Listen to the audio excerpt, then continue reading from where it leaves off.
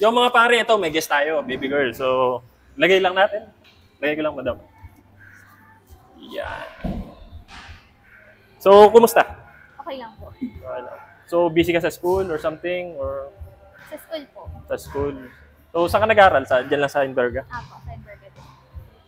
College na, di ba? Apo, college. College na. So, gaano ka katagal nag-workout? Pero bago ka lang dito eh. Ngayon lang kita nakita eh. Bago lang po kami dito. Actually, parang ngayon week lang po kami nag-start. Pero dati may background ka na sa fitness. Apo. Sa Timonan po ako dati ng gym. So, talagang consistent yung Dati workout. po before pandemic pa. Before pandemic pa. Tapos napatigil, tapos balik ulit. Parang. Pero aware ka sa mga program ng workout, sa mga meal plan. Ganun. Sa meal plan po hindi. Hindi. Pero mga workout, tinuro na sa'yo, di ba? Yung mga. So ito, baka makatulong. Gagamit tayo na #1 fitness app sa Pilipinas. Okay. #1, walang kalaban. So tutok mo dito. So, para ma-aware ka. So yan, please move up ang pangalan niya. So punta tayo sa profile. Kunin ko ang age mo. 22 din po. 22. Weight mo is 51 po. 51. Height mo is 5.0. 5'0". Activity level, yung kaya mong gawin ng panghabang buhay. Light active. Like active 1, 2, 3. Beginner, intermediate, beginner, di ba? Beginner po. So, isa lang ang goal dito pang babae, curves in all the right places. So, yun na yun, yung booty. Yun. So, yun na. So, hindi ka aware sa meal plan mo, pero may workout din to. Unahin natin yung meal plan.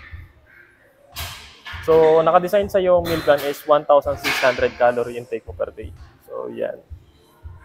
So, balanced meal ang nakalagay dito. Balanced meal means nandun na yung protein, carbs, lahat-lahat na fiber. Monday to Sunday, nandiyan na yung meal plan mo. Okay. So, ito yung Tuesday mo.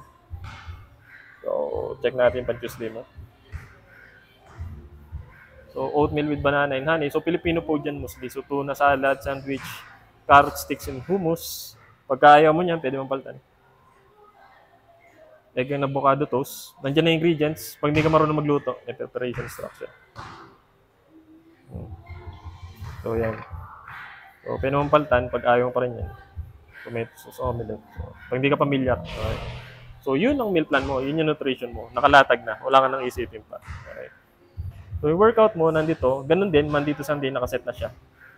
Pwede ka mag-generate ng bago. Nakalagay na yung active rest day mo at saka recovery. Okay. So, yung Tuesday mo, na ito. Core and stability. Reverse lunges, plank, seated Russian twist, bird dog. So, 3 sets of 12 repetition nakalagay na. Pati mga weights na gagamitin mo, siya na rin nag-set para sa'yo. Pag di ka marunong, may video. Okay. So, ganun lang siya kabilis. So, pag ayaw mo niya, may alternative exercise. May rest timer. Tutunog siya pagkatapos ng set mo. Okay. Tapos may notes.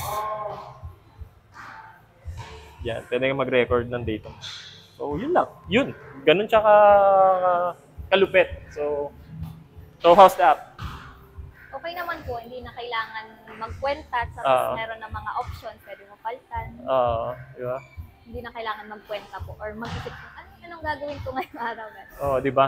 Yun ang meron ang app na to. Hindi mo na kailangan maging komplikado ang buhay mo, hindi mo na kailangan mag-isip. Pipindutin mo na lang, so nakalagay na.